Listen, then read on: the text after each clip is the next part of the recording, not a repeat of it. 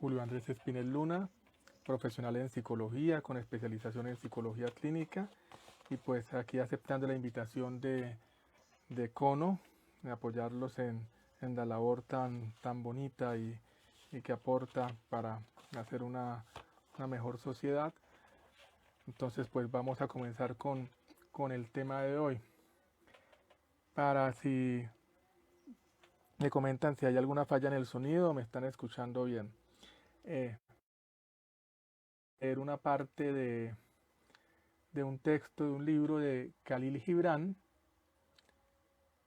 que un escritor que fue premio Nobel, y él escribió un texto que se llama el Profeta. Entonces ahí viene una parte en el cual él habla y da sobre su visión una parte sobre lo que es para él lo que considera que son los niños. Estoy buscando, que se me perdió.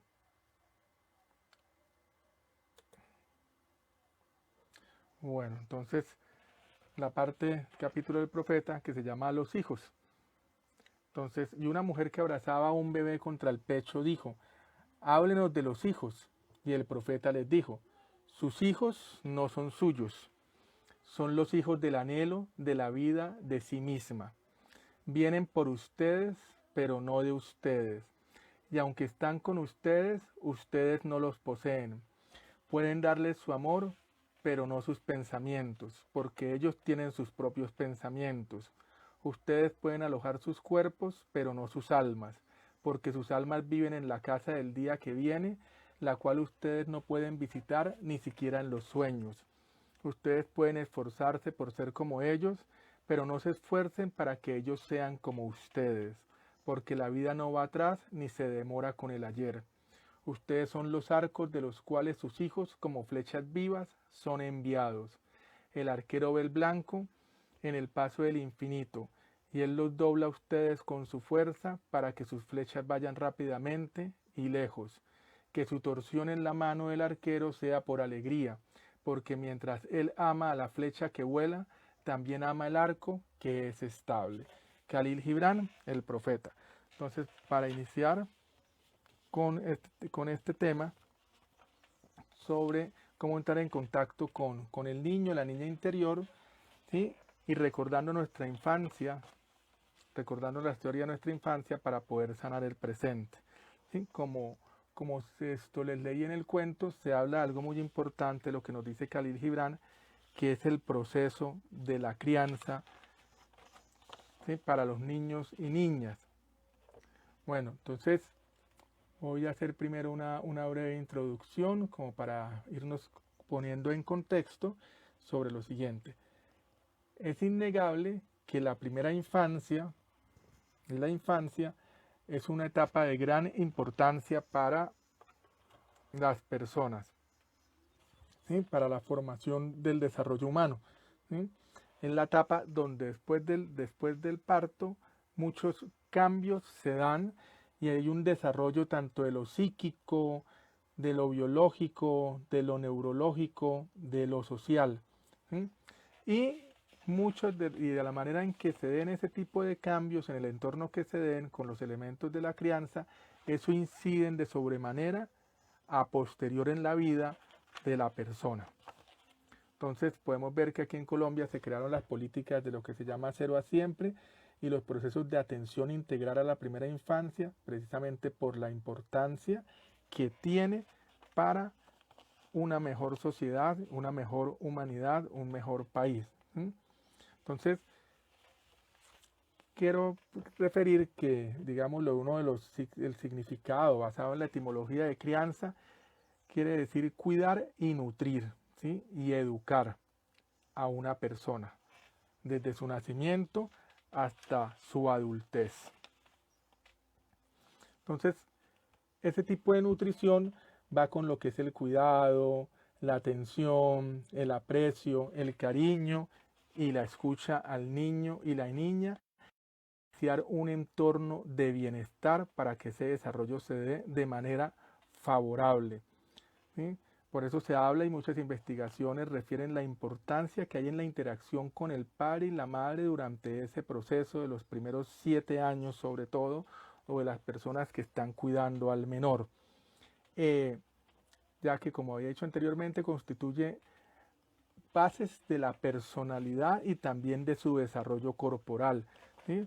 O sea, un niño o una niña que no tiene una nutrición muy adecuada antes de los 7 años, es muy posible que el resto de su vida tenga multiplicidad de debilidades en su salud, ¿sí? Y achaques y aquejamientos que le van a afectar el resto de su vida y que también inciden en lo que es la formación de su sistema nervioso. Es importante tener en cuenta que el sistema nervioso en su primera fase de formación va hasta los 7 años y para ello necesita una nutrición adecuada y también de un entorno saludable, ya que eso repercute de manera impactante en el desarrollo de la persona. Entonces, en ese entorno y como se dando esa crianza, eso favorece lo que se llama la inteligencia emocional, el autocontrol de impulsos, la forma de interaccionar con las demás personas, la seguridad y confianza interior, personal, la autonomía, la forma de valorarse y valorar a las otras personas, de valorar lo que les rodea. Entonces, de acuerdo al entorno familiar, también se aprende la manera de significar y valorar la vida, de valorar a las otras personas, de valorarse a sí mismo. También está el desarrollo de la empatía, ¿sí? Y ello, cuando hay una crianza adecuada, es uno de las partes del ciclo vital que previenen infinidad de trastornos psíquicos, la dependencia emocional, las adicciones, los comportamientos violentos, la delincuencia, los celos, las personas deshonestas, el suicidio, también otros tipos de factores como la discriminación hacia otras personas, la burla. Entonces, hablándolo en ese aspecto de lo psicológico, lo que se busca es que el niño y la niña pueda desarrollar una seguridad interior, una autonomía interior, que sea capaz de gestionar sus emociones. Eso es lo ideal. Pero entonces vamos con esta introducción de hablar acerca de lo importante que es la crianza, los efectos que repercute a lo largo de la vida de nosotros como humanos. Quiero ir ya entrando más en materia a lo que respecta a lo que les quiero compartir. ¿Sí?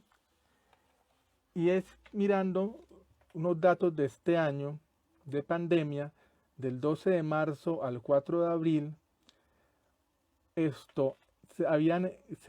aparecieron, o sea, se generaron 1.250 procesos de restablecimiento de derechos por violencia intrafamiliar, ¿sí? En menores de 18 años que habían sufrido algún tipo de maltrato físico, psicológico o sexual. Y ese 41% de menores de 18 años, el 72% de esos maltratos que ocurrieron, el 72% fue en el hogar, ¿sí? Entonces, podemos ver que es alarmante esto que está visibilizando la pandemia en cuanto al trato de los niños y niñas, ¿sí? O sea, la estadística habla antes de la pandemia, o sea, porque eso se creció, pero en el 2019 se hablaba de lo que se conoce que cada hora son maltratados 3 niños, niñas o adolescentes en el país. Entonces, podemos ver que hay un factor alarmante en Colombia frente a lo que ocurre en la crianza de los niños. Mucho se habla con respecto al cuidado de los niños, pero estas estadísticas nos están mostrando de que realmente no se están haciendo políticas, no se están haciendo procesos de formación ni acompañamiento en las escuelas de padres, en los colegios, para poder mitigar ese tipo de problemática, ¿sí? No podemos negar, y es innegable, que Colombia es una sociedad violenta, pero en esas cuestiones de cuando se habla de la violencia en Colombia, se resume en asuntos de orden público y queda invisibilizado el maltrato infantil, la violencia que hay hacia los niños, niñas y adolescentes. ¿Sí? Se minimiza de un modo u otro y no se le da la importancia respectiva ni encontrar cuáles son las causas y cuáles son los efectos que tiene tanto en esas personas, en esos niños y niñas, en su desarrollo para adultos y cómo incide ese tipo de condiciones del maltrato en la sociedad. Resulta que en mi experiencia como psicólogo, cuando hay diferentes talleres a padres de familia, también a nivel de terapia individual, terapia familiar, ¿sí? Se encuentra que hay muchos imaginarios al respecto de lo que se tiene sobre la crianza y sale muchas veces en los talleres o conversatorios o conferencias, surge que todo tiempo pasado fue mejor, que ahorita la familia en Colombia es terrible, pero que antes era mucho mejor. Entonces yo hago un ejercicio de problematización, cual también lo invito a las personas que están escuchando, y es mirar con detenimiento esa historia y preguntarnos si realmente las familias de antes tenían otros tipos de procesos, no habría violencia actualmente en Colombia o el tipo de violencia que nosotros vivimos. Pero también se nos olvida que la historia de Colombia desde hace 200 años ha estado marcada por violencia, por conflicto interno. ¿Desde qué? Desde el 7 de agosto de hace 201 años no ha parado el conflicto interno ni la violencia en Colombia. Entonces, muy importante tener en cuenta cuando hablamos acerca de que todo tiempo pasado fue mejor, porque estamos hablando muchas veces de algo que no ocurrió. Y pues cuando se tiene la oportunidad de preguntarle a abuelos, bisabuelos, personas mayores de 60 años y que cuenten acerca de cómo fue la crianza que ellos tuvieron con sus padres, generalmente no van a decir cosas muy loables, ¿sí? Y uno de los primeros casos de maltrato que hay y que está muy naturalizado, muy aceptado y que no se cuestiona al interior de las familias, de los procesos de crianza, es que no se escucha al niño o la niña, ¿sí? Entonces, en parte de este ejercicio es preguntarnos cómo fue nuestra infancia, ¿sí? ¿Cuál fue el trato que nosotros recibimos de nuestros padres? ¿Qué es lo que nosotros vemos con nuestros propios hijos, nuestras propias hijas, cómo ha sido la crianza que estamos ejerciendo y cómo crían a los niños, nuestros vecinos y nuestros otros familiares, ¿sí?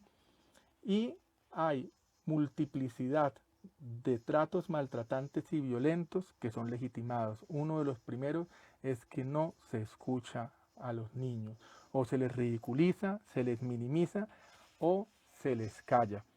No se les tiene en cuenta lo que manifiestan, o se les escucha de una manera simulada, pero realmente no le damos una importancia a lo que ellos están expresando, ¿sí? Generalmente, una de las cosas que nos caracteriza a nosotros como humanos es la capacidad de comunicarnos, de expresar, del diálogo, de la conversación. Y desde niños muchas veces ha sido coartada ese tipo de posibilidad para el diálogo, lo cual se va manteniendo a lo largo de la vida, porque generalmente se va al colegio y en el colegio los docentes también repiten ese tipo de esquema de no escuchar, de no propiciar el diálogo al interior de los colegios, sucesivamente así en el bachillerato, sucesivamente así en la universidad. Entonces se vive una constante anulación de lo que se siente y de lo que se expresa y de la ridiculización, ¿sí? No hable ridiculeces, no habla bobada, y van marcando y van generando una inseguridad en ese futuro adulto. Resulta que, entonces, me enfoco mucho en ese silenciar, callar, anular al niño, porque cuando se van a hacer los ejercicios de contacto con el niño interior, con la niña interior, o con recordar nuestra infancia, ese tipo de recuerdos están reprimidos, se recuerdan de una manera que no fue, se niegan sucesos, pero hay un temor y un pavor de volver a experimentar y recordar qué fue lo que se sintió en la infancia, ¿sí? Otro de los tipos de factores que hay que contribuyen a ese malestar para un niño o una niña es que los padres no reconocen sus errores. Y eso marca muchísimo para el desarrollo y las capacidades de interacción con una persona, ¿sí? Porque se empieza a ver que los padres como figuras de poder tienen una verdad, pero la verdad no se demuestra argumentativamente, sino porque son más grandes, mantienen al niño, ¿sí? Hay casos donde le dicen que es muy habitual que en la casa se hace lo que ellos dicen, que cuando cumpla 18 años él puede tomar sus decisiones, pero que mientras los mantengan ellos estarán sometidos a lo que dicen los padres. Entonces, ¿qué ocurre con estos elementos que estoy contando? El niño o la niña cuando va creciendo va introyectando y va creyendo que ese tipo de trato, que ese tipo de trato lo van significando como si fuera el amor, como si fueran las relaciones adecuadas. Entonces ahí pues han colocado un comentario que es muy importante lo que se está señalando con respecto a la comunicación con los niños y en general en las familias, ¿sí? Entonces ese tipo de anulación, ese tipo de que los padres no reconozcan sus errores, va generando frustraciones en el niño y la niña, pero cree que esa es la manera en que lo aman, ¿sí? Pero al mismo tiempo también se siente frustrado, porque hagámonos esta pregunta, interroguémonos a nosotros mismos, ¿a quién le gusta que no lo escuchen? ¿A quién le gusta que lo ridiculicen? ¿A quién le gusta que no le pongan atención cuando está hablando? ¿A quién le gusta que cuando va a decir algo le respondan explicaciones o le digan que lo que está sintiendo o lo que está experimentando es equivocado porque sí? Muchas veces tenemos tan naturalizado ese tipo de manera de relacionarnos que no nos damos cuenta que han sido aprendidas en la niñez y las seguimos reproduciendo porque creemos que esa es la manera en la cual se ama, porque creemos que esa es la manera en la que, en la que, en la que son las relaciones sanas y adecuadas, ¿sí? Y por eso lo que yo digo, esa invitación es preguntarnos y mirar qué cosas realmente son adecuadas o inadecuadas. Bueno, ya conocemos los otros tipos de casos extremos, que es las golpizas, el abuso sexual, eh, la manipulación, ¿sí? Lo que se ve en muchas familias, esto tanto el padre como la madre manipulan, ¿sí? Que en unos aspectos lo que se conoce como la alienación parental, que así los padres no estén separados, ponen a los hijos a favor y en contra de uno de ellos, ¿sí? La mamá le habla a los hijos y le cuenta problemas de pareja y el papá hace lo mismo con los hijos y les cuenta sus problemas de pareja. No, los niños no tienen que estar involucrados con los problemas de pareja de los padres, ¿sí?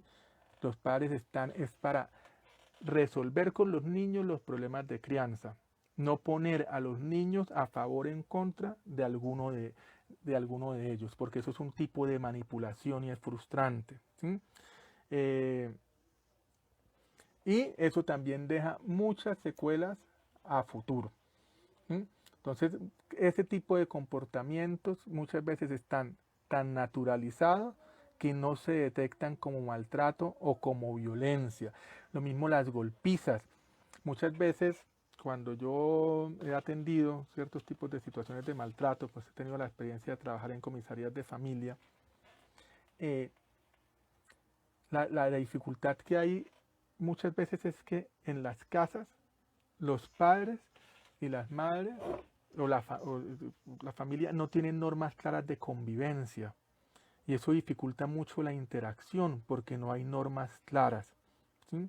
Y cuando no hay normas claras de convivencia no se sabe cuándo puede haber una falta y cuándo no puede no dar o algo incorrecto, pero igual eso no, no implica el hacer uso de la violencia para la crianza. Aquí me han hecho unas preguntas, Catalina, ahora ya vamos para poderle dar la respuesta a esas dos inquietudes que planteas. Muchas gracias. Entonces es ver cómo el no tener límites claros, que es importante para la crianza.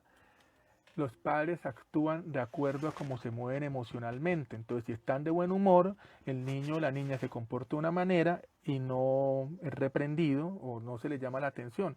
Pero si el padre y la madre están de mal genio y el niño hace lo mismo, le castigan, le pegan, le gritan, etcétera, etcétera, o lo reprenden y él queda confundido porque no sabe entonces qué es lo que está haciendo de manera adecuada o inadecuada, y eso genera personalidades ambivalentes. Entonces, aquí con una de las preguntas que nos hace Catalina, dice: ¿qué relación puede haber entre la crianza y la violencia de una sociedad? Tiene muchísima incidencia. O sea, si revisamos la realidad de Colombia, la violencia ocurre de acuerdo a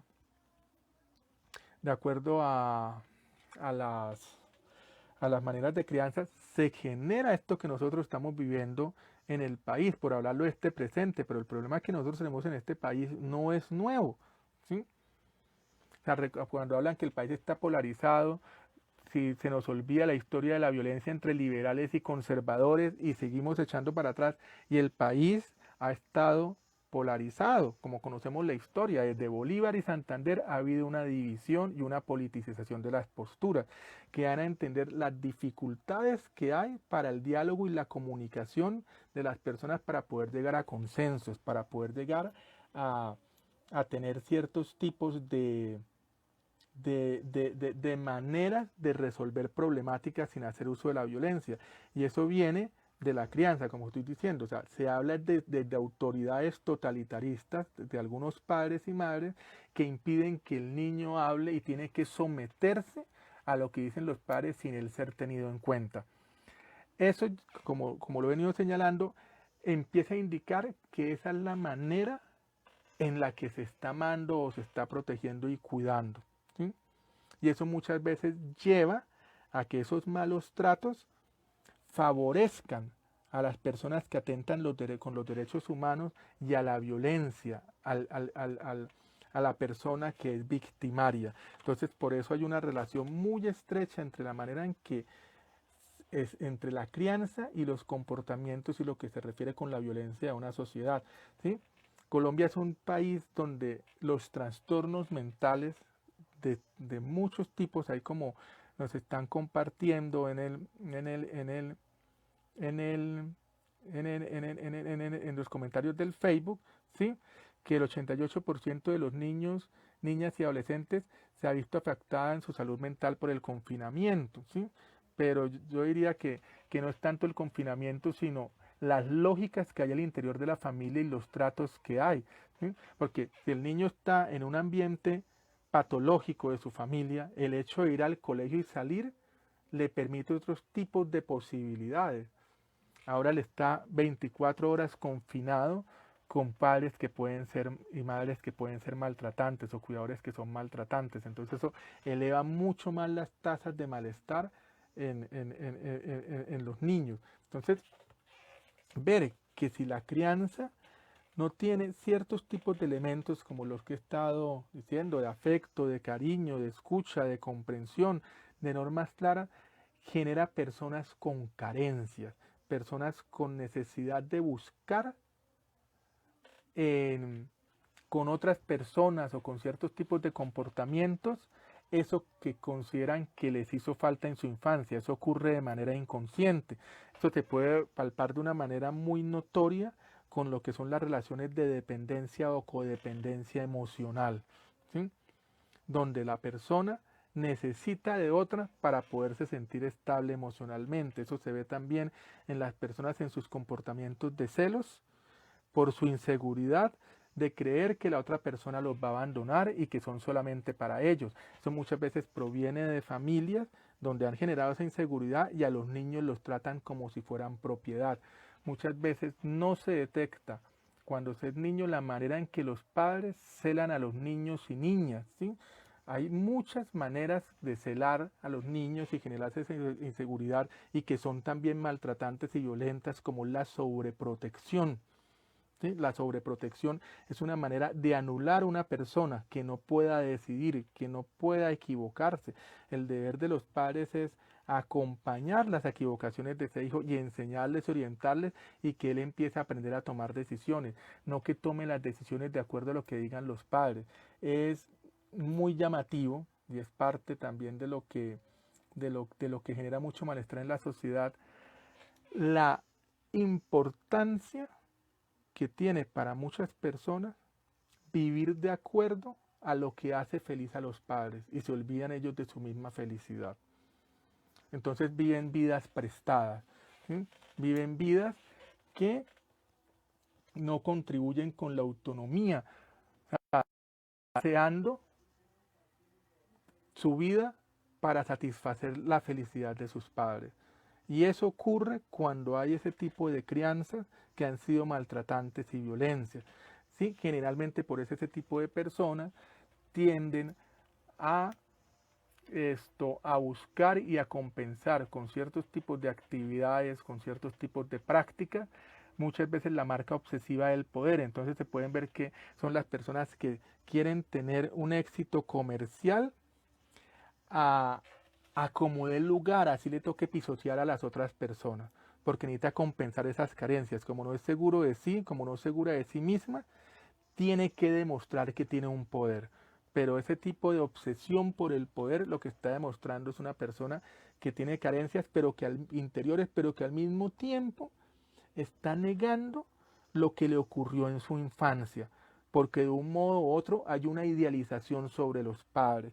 ¿Sí? Esto es una pregunta que también es importante hacerla para cada uno de ustedes o cuando alguien se le acerca. Persona que enaltece como divinidades a sus padres tuvo una infancia cruel, pero la tapa. Entonces, con esto del maltrato infantil ocurre algo muy particular, ¿sí?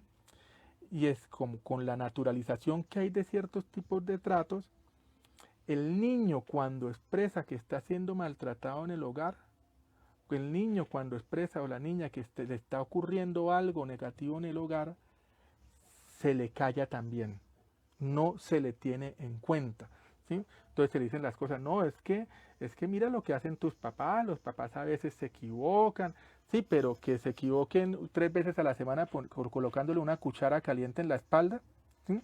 Entonces el niño se le empieza a obligar a tener que amar y apreciar a sus torturadores, ¿sí?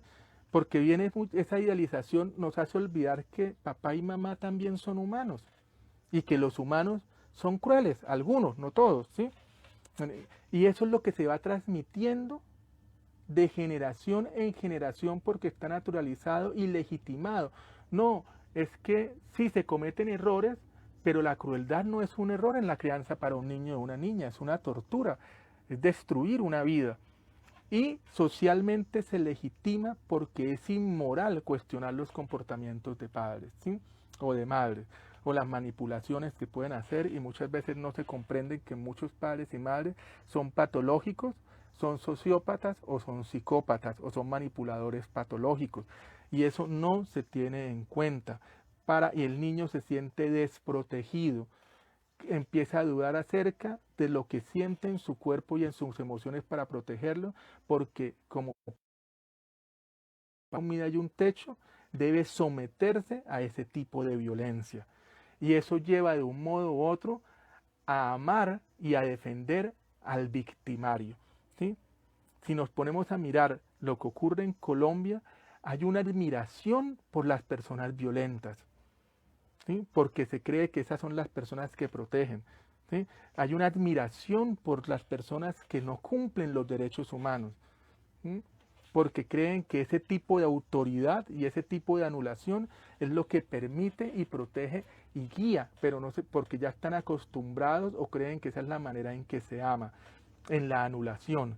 en la imposibilidad de dar mi punto de vista, en la imposibilidad de poder equivocarme y aprender de mis errores en tomas de decisiones. Entonces, con respecto a esa pregunta que hacía Catalina, sí, hay mucha incidencia en la crianza que se tiene sobre la violencia que se genera en una sociedad y la transmisión que hay en esa invisibilización sobre el maltrato infantil, ¿sí?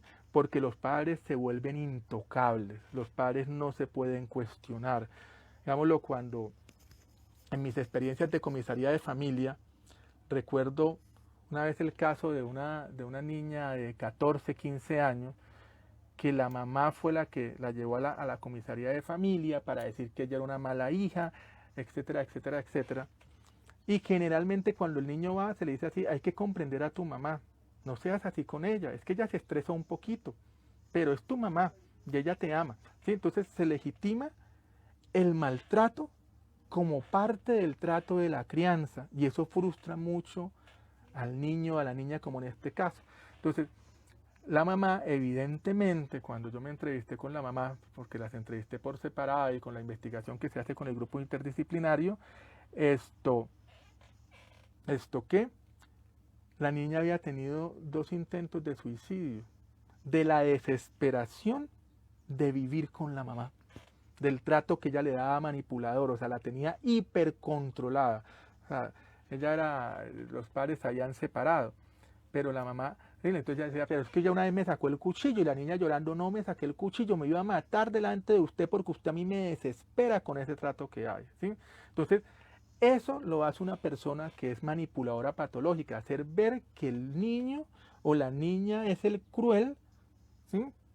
Y se socializa eso, porque entonces comienzan a decir: ay, yo todo lo que me esfuerzo por mis hijos, yo que dejé mis sueños por mis hijos, yo que dejé tales trabajos por mis hijos, yo que me aguanto a este tipo que me pega en la jeta por mis hijos, yo que me aguanto a esta mujer que me jode y le echas mucha sal a la sopa por mis hijos, ¿sí? Entonces empiezan a cargar a los hijos con responsabilidades que no le corresponden, porque eso son decisiones de adultos.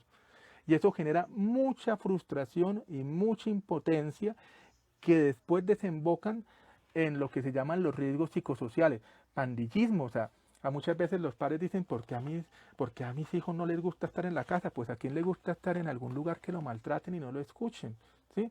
Muchas veces no se hacen esa pregunta. Y que por una moral instaurada, el niño está en obligación a querer al padre. Entonces, como decía muchas veces Virginia Satir, que fue una trabajadora social que investigó mucho el tema de familia, y ella decía: pero es que cómo vamos a tener a los niños viviendo con los mismos papás y mamás que abusan de él. Hay que enseñar a protegérselos, porque las políticas de salud pública que eran: habla con tu padre o habla con tu madre si te está pasando algo, pero tú cómo vas a hablar con la misma persona que te pone una cuchara caliente en la espalda, que te pega con una manguera, ¿sí? Que te maltrata de ciertos tipos de maneras. ¿Cómo vas a hablar con el papá o el tío que te abusa sexualmente para pedir una seguridad? Entonces, por eso es que se empiezan a crear otros tipos de políticas, como las comisarías de familia, los institutos de bienestar familiar, ¿cierto? Ahorita con la tecnología, para que el niño y la niña pueda acceder y comunicarse con alguien que le escucha y le atiende, ¿sí? Porque se empiezan a dar con las investigaciones. No podemos seguir ocultando el maltrato que hay en la crianza de los niños y niñas. No se puede seguir legitimando ese tipo de trato, ¿sí?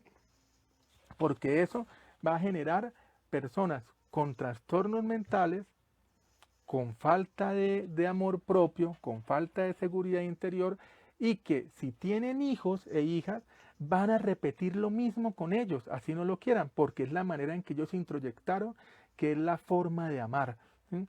Y van a negar esa historia que se ha vivido. Por aquí precisamente, pues de la parte que yo cité para la invitación, pusieron en Cono, es un texto muy interesante que se lo recomiendo, que se llama El cuerpo nunca miente, de Alice Miller, una psicóloga alemana, ¿sí? Que dedicó parte de su vida a investigar y hablar acerca de esos temas que moralmente están prohibido hablarlos en una sociedad, ¿sí? Porque es pecaminoso hablar de que los papás son violentos, ¿sí? Y de nuevo vuelvo a decir, es que papá y mamá también son humanos, y hay humanos violentos, y ser papá y mamá no exime de que una persona pueda ser cruel, ¿sí? Y no se puede legitimar ese tipo de crueldad, que es para que se siga transmitiendo generación tras generación. Tenemos que romper ese círculo, ¿sí? Y muchas veces por eso es muy importante la responsabilidad que tienen los planteles educativos. Por eso es muy importante muchas acciones como las que hace Como y otros tipos de fundaciones de generar otro tipo de espacios que le permitan a los niños desarrollar competencias y seguridades en ellos mismos para poder afrontar otra manera diferente de vivir a la que sea el maltrato. Entonces, generalmente, cuando se habla de esos tipos de maltratos, como lo decía anteriormente, por los niños, se les minimiza y se pone a la persona victimaria, a la persona cruel, desde una manera comprensiva. Y se le obliga al niño a tener que amar y apreciar a los que lo están maltratando, sin que él sea escuchado. Y eso ya es cuando la sociedad se confabula contra el niño para seguirlo anulando, para seguirlo mitigando. Y eso lo vamos aprendiendo también de nosotros mismos, en los cuales nos da miedo una conversación con nosotros mismos, porque hemos sido enseñados a no escucharnos, a que lo que nosotros sentimos o pensamos debe estar supeditado a otros tipos de morales o a otros tipos de aprendizajes sociales que no nos tienen en cuenta. Y eso es violencia, y la violencia genera mucha más violencia. Eh, Ella precisamente habla y llama el texto El cuerpo nunca miente, es porque ella de sus investigaciones, y bueno, y las investigaciones que hace y esas investigaciones, es que el cuerpo somatiza eso que nosotros ocultamos, ¿sí? Que entonces ella empieza a hablar de casos, ¿sí? Que de personas adultas que saben que viene el cumpleaños de la mamá o del papá y les empieza a dar diarrea, les empieza a doler el cuerpo porque el cuerpo no quiere estar en contacto de esa persona que te maltrató en la infancia, que los maltrató en la infancia, y la persona empieza intelectualmente a negar eso que ocurrió. Empieza a decir que eso que siente no es válido, ¿sí? Entonces, eso genera muchos trastornos y generalmente pues ella habla que eso también conlleva a que muchas personas que trabajan con niños de una manera inconsciente o por esa naturalización, por no preguntarse, sigan oprimiendo al niño y sigan legitimando esos maltratos. Eh, entonces, ya compartirles un caso que ella pone en el libro como de un paciente que ella tuvo, y que entonces es ver qué es lo que ella empieza a descubrir, y también ella misma pues habla de sus procesos terapéuticos, ¿sí? Y ver que cuando empieza a ir a terapia y va con un tipo de terapeuta que le comprende esa situación, ella empieza a tomar conciencia de la manera en que había sido criada por su mamá, que ella la tenía idealizada y consideraba que era una mujer que la escuchaba, que la comprendía, pero con la terapia ella misma recordó los eventos de ver cómo la mamá era totalitaria, que si ella decía algo la bofeteaba porque ella tenía que decir, era lo que la mamá quería, etcétera, etcétera, etcétera, ¿sí? Pero son cosas, como digo, que están tan naturalizadas que no vemos el tipo de violencia que se está ejerciendo ahí contra los menores. Entonces voy a compartirles aquí este caso que ella dice es cortico, pues para que vean, por ejemplo, estos tipos como de ejemplos, ¿sí? Entonces dice ella aquí, por ejemplo, Andreas, un hombre de mediana edad, tiene sobrepeso desde hace muchos años. Sospecha que este atormentador síntoma está asociado a su relación con su padre, un hombre autoritario que lo maltrataba, pero no puede solucionarlo. Se esfuerza por perder peso, sigue todas las prescripciones médicas y es capaz de sentir la ira hacia el padre de su infancia, pero eso no le sirve de nada. Andreas sufre de ocasionales arranques de ira, insulta a sus hijos aunque no quiera hacerlo, y le grita a su mujer aunque tampoco quiera hacerlo. Se tranquiliza con ayuda del alcohol, pero no se considera un alcohólico. Le gustaría ser cariñoso con su familia y el vino le ayuda a refrenar su impetuosa ira y le permite experimentar sentimientos agradables. En nuestra conversación, Andreas me contó accidentalmente que no lograba acostumbrar a sus padres a que le avisaran por teléfono de sus intenciones antes de visitarlo. O sea, eso es un caso muy importante y es algo que es ver ahorita que tocaba el tema de los celos de los padres, es ver ese tipo de abuso que se comete con los hijos cuando no se les permite su intimidad. Sí, que tienen que dormir con las puertas abiertas y si las cierran, los padres entran y las abren sin tocar. ¿Sí? Eso es una violación a la intimidad de los hijos. Eso es una manera de control, eso es una manera de generar zozobra, que el niño y la niña no pueda tener tampoco su espacio personal. Ese es un tipo de celos y una manera de control desorbitada que genera inseguridad e impotencia y frustración en el menor y eso posteriormente se va a ver en el adulto. ¿Sí? Entonces, entonces ella le dice que si ella le había expresado esos deseos a sus padres, y él le respondió, Andrea le respondió a Alice Miller con viveza que se lo decía cada vez, pero que hacían caso omiso.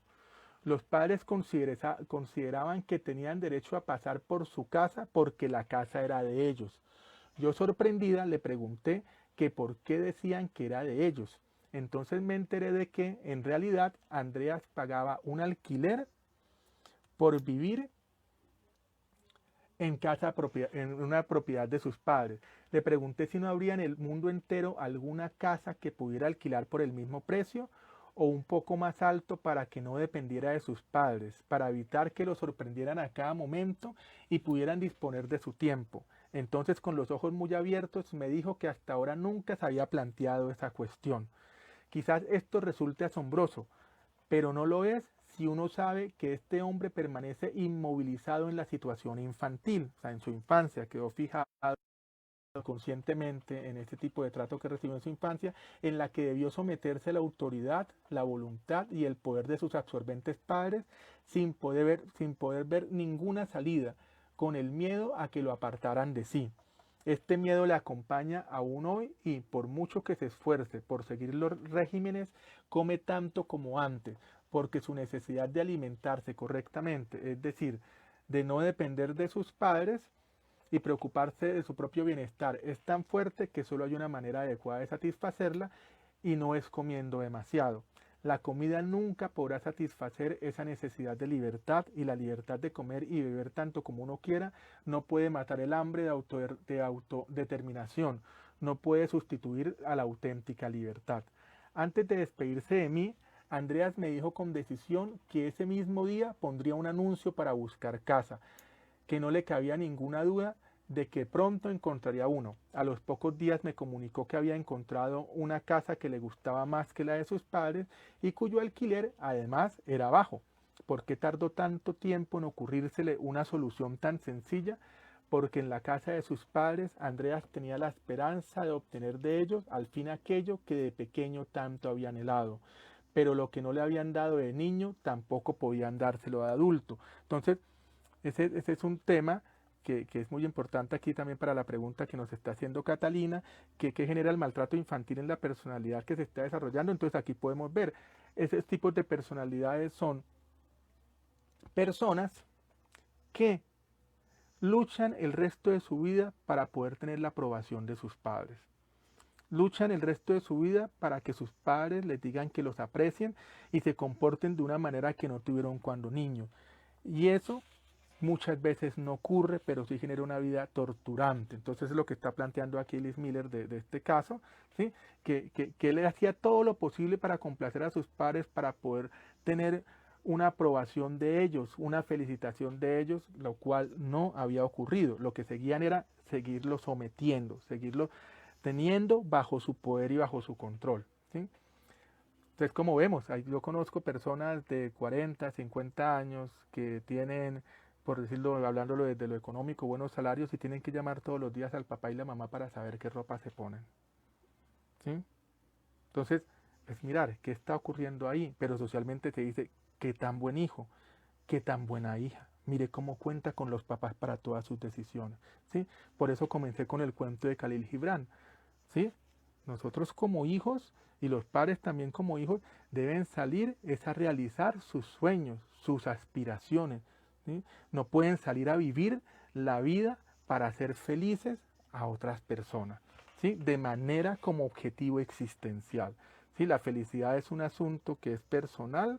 Yo contribuyo a que las otras personas estén bien, pero yo no puedo esclavizarme a otro para que esa persona sea feliz. Eso es algo de lo que generan esos maltratos en este tipo de personalidades, ¿sí? Cuando son adultas. Esto, y no ven posibilidades para decidir, ¿sí? Eh, Seguían tratándolo como si fuera de su propiedad, no le escuchaban cuando expresaba sus deseos y daban por sentado que él tenía que reformar la casa e invertir dinero en ella sin recibir nada a cambio porque eran sus padres y creían que estaban en el derecho de hacerlo. Él también lo creía, ¿sí? Fue cuando fue a terapia y una persona, que Alice Miller, que lo escuchó y no lo inhibió ni lo juzgó, que él pudo abrir los ojos y darse cuenta de ese tipo de trato cruel y castrador que él estaba recibiendo desde su infancia. Entonces se dio cuenta de que estaba dejándose utilizar como en la infancia y de que aún consideraba que tenía que estar agradecido por ello. Ahora ya podía renunciar a la ilusión de que sus padres algún día cambiarían. Unos meses después le escribió a Alice Miller: mis padres intentaron hacerme creer sentir culpable cuando me fui de la casa. No querían dejarme ir. Cuando vieron que ya no podían obligarme a nada, me ofrecieron bajar el alquiler y devolverme parte del dinero que les había pagado. Entonces me di cuenta de que no había sido yo quien había salido ganando con el contrato, sino ellos. No accedí a ninguna de sus propuestas, pero el proceso entero no estuvo exento de dolor. Claro, es muy doloroso romper esa idealización y darse cuenta que eso que se llamaba amor realmente no era amor sino dominación, que era manipulación, que se estaban aprovechando de él. Tuve que ver claramente la verdad y eso me dolió. Sentí el dolor del niño que fui, que nunca fue amado ni escuchado, al que nunca se le prestó atención y que siempre se dejó utilizar con la esperanza de que algún día todo fuera distinto.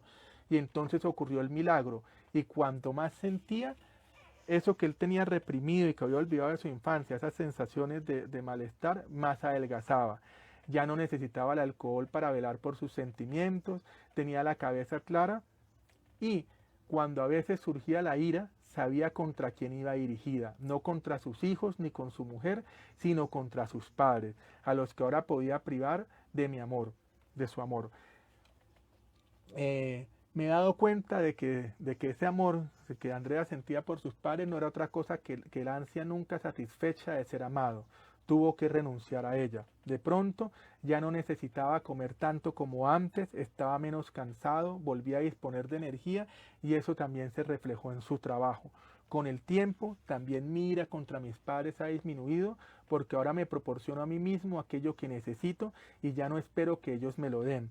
Ya no me obligo a quererlos. ¿Para qué hacerlo? Ya no tengo miedo de sentirme culpable cuando se mueran como vaticinó mi hermana. Supongo que sus muertes supondrán un alivio para mí porque entonces desaparecerá la compulsión a la hipocresía, aunque ya estoy intentando deshacerme de ella. Mis padres me han dicho a través de mi hermana que la frialdad de mis cartas les ha hecho sufrir porque estas cartas carecen de cariño que yo mostraba en el pasado. Querrían que siguiera siendo como antes, pero no puedo ser como antes ni quiero serlo. Ya no quiero desempeñar el papel que me han obligado a interpretar en su función. Tras una larga búsqueda he dado con una terapeuta que me ha hecho buena impresión y con la que quisiera hablar como lo hice con usted, con franqueza, sin ser indulgente con mis padres, sin disimular la verdad.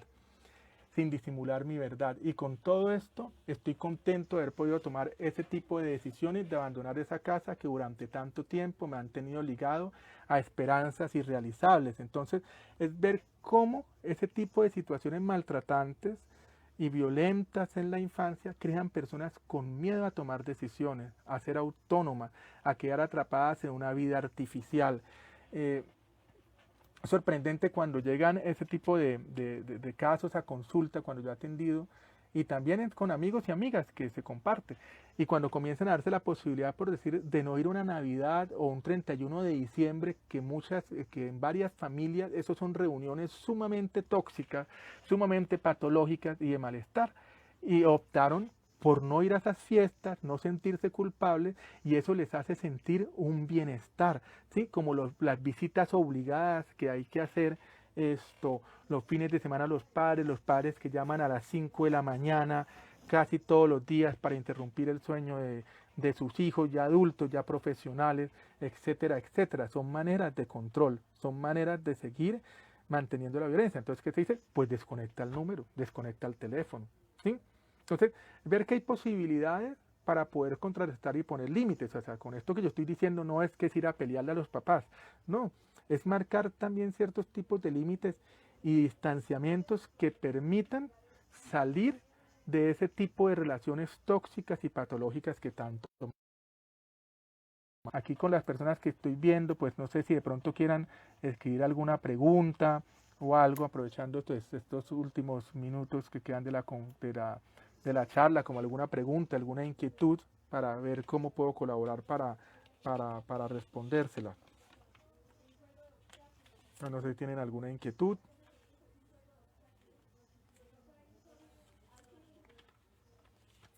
¿Alguna duda? ¿Algo que quieran como comentar al respecto?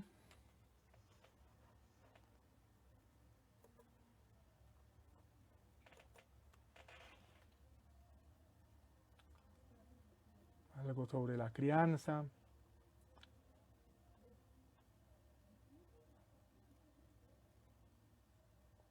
Entonces mire aquí algo que también dice la autora, que sería muy importante tener en cuenta pues con las preguntas que han planteado, que han colocado en el Messenger, de qué consecuencias tienen ese tipo de malos tratos a los niños a futuro.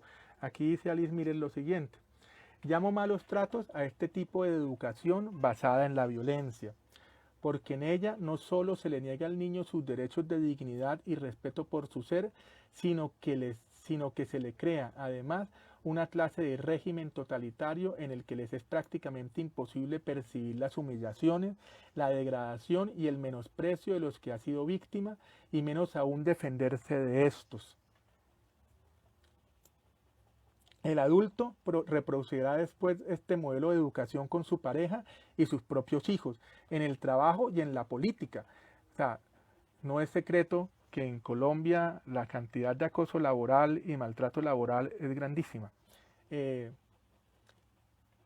adulto reproducirá después este modelo de educación con su pareja y sus propios hijos, en el trabajo y en la política, en todos los lugares donde, situado en una posición de fuerza, pueda disipar su miedo de niño desconcertado. Surgen así los dictadores y los déspotas que nunca fueron respetados de pequeños y que más adelante intentarán ganarse el respeto por la fuerza con ayuda de su gigantesco poder. Precisamente en la política pueden observarse cómo la sed de poder y reconocimiento no cesa nunca y nunca se sacía. Cuanto más poder ostenten estos dirigentes, más impelidos estarán a cometer acciones que, por la compulsión a la repetición, vuelven a situarles en la antigua impotencia de la que quieren huir. Hitler acabó en un búnker, Stalin se instaló en su miedo paranoico, Mao Zedong fue finalmente rechazado por su pueblo, Napoleón acabó en el destierro, Milosevic en la cárcel y el vanidoso y presunto Saddam Hussein en su pozo. ¿Qué es lo que impulsó a estos hombres a hacer tan mal uso del poder que habían conseguido para que se tornara impotencia? Desde mi punto de vista, sus cuerpos conocían a la perfección la impotencia de sus infancias, porque habían almacenado esa impotencia en sus células y querían sacudirla para que tomaran conciencia de ella. Sin embargo, a todos estos dictadores les daba tanto miedo la realidad de sus infancias que prefirieron destruir pueblos enteros y dejar que murieran millones de personas a ellos experimentar esa verdad que vieron en su infancia.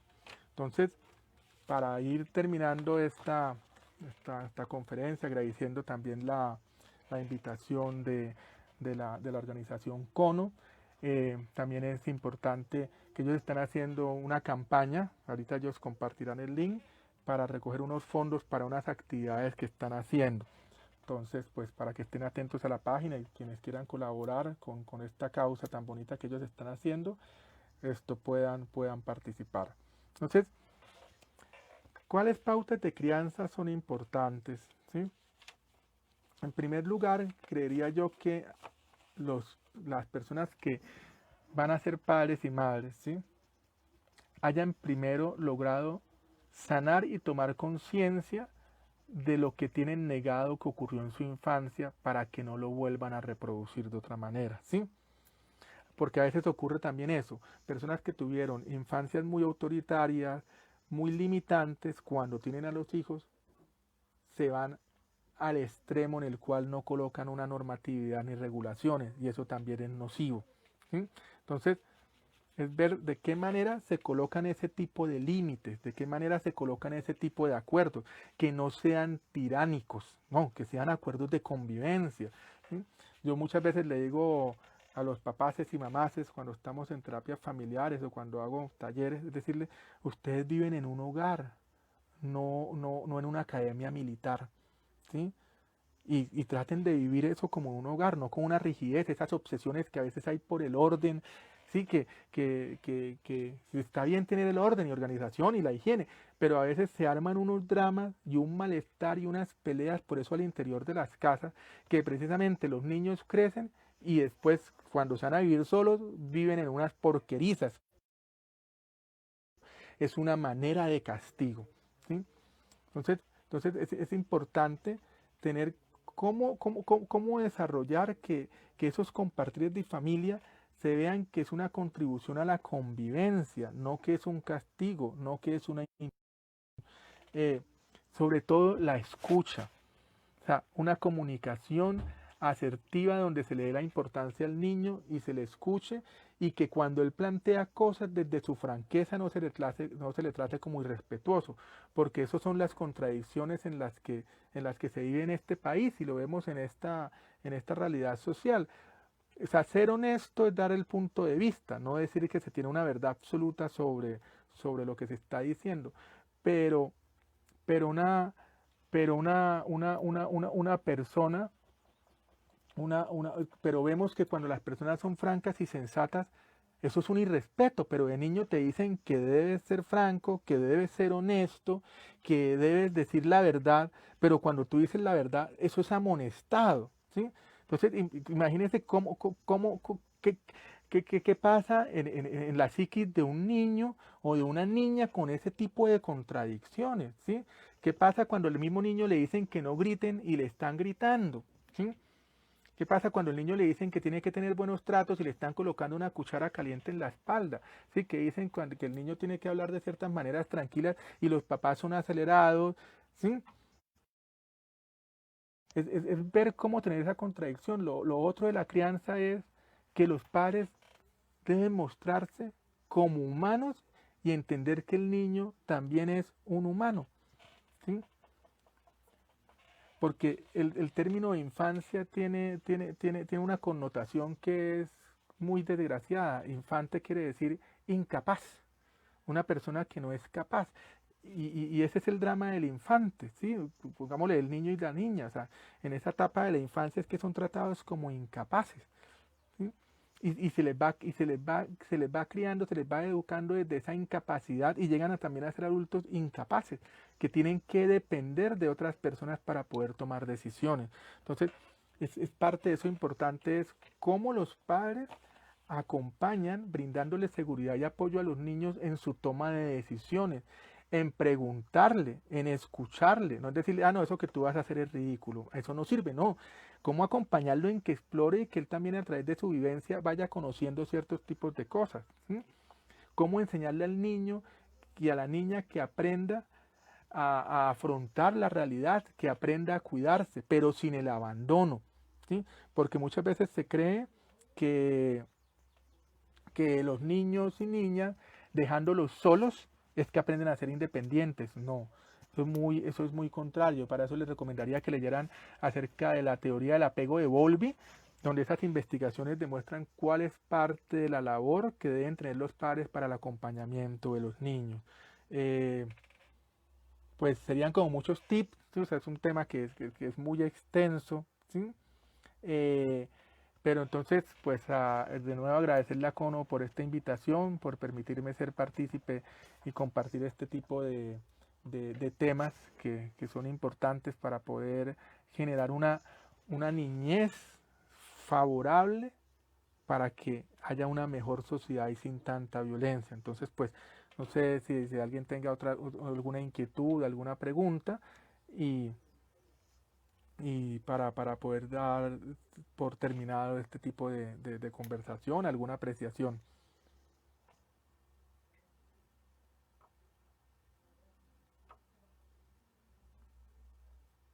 O cualquier cosa, pues me pueden escribir también por el interno del Facebook, ¿sí? O pueden con Cono, si quieren alguna información más al respecto, profundizar más en el tema, pues entonces, muchísimas gracias, espero que, que este tipo de conversación les haya llevado a hacerse preguntas, ¿sí? Les haya llevado a mirar desde otras perspectivas la importancia que hay en la crianza, también de mirar de una manera sin autoengaños cómo fue la propia crianza y ver cómo eso que está reprimido y olvidado le está llevando de pronto a tener una vida no auténtica, a estar viviendo con el miedo, a decidir desde el miedo. Entonces, sobre todo eso es la invitación, a cómo escuchar y entrar en contacto con ese niño interior que también como adultos hemos venido callando. Entonces, muchísimas gracias y pues dispuesto a cualquier inquietud o algo que puedan dejar en los mismos comentarios posteriormente o al interior. Entonces, chao.